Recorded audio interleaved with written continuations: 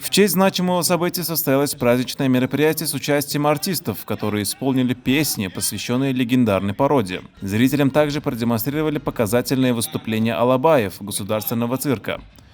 Кульминацией стало представление собак-победителей ежегодного международного конкурса «Отважный туркменский алабай года» и других известных представителей породы.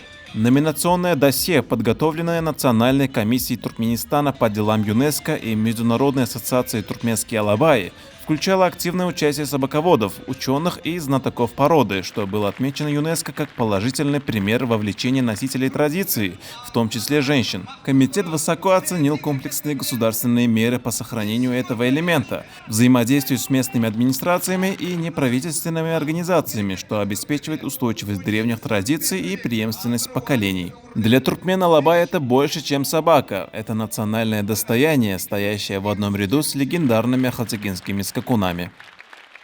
Türkmen alabaytlarını ötürpeştirmen restoranın UNESCO'nun maddedel mirasının sanığına koşulmağı elbette bu bütün dünya tarafından bizim ata-babalarımızdan şuurup gelen güne gelen mirasına bir koyulan ulu hormat deyip kabul ediyor. Türkmen alabaytları müngürlüklerin devamına bir eyetine vefalıkta, gaydusuzlukta, mallara huvp avananına öz canı fida etmeyene de tayyar hükümüne yukarı derecede simol hükümünü tanalıyor. Bir de şeyle acayiplikler öğretip veren Türkmen halkının milli lider kahraman arkadağımızı, hormatlı prezidentimiz arkadağlı kahraman serdarımızı köp sağolsun ediyor. Kahraman arkadağımızın arkadağlı kahraman serdarımızın canlar sağolsun, başlar dik boldun, tutuya tutumlu işler hem işe ruvaşları beklesin.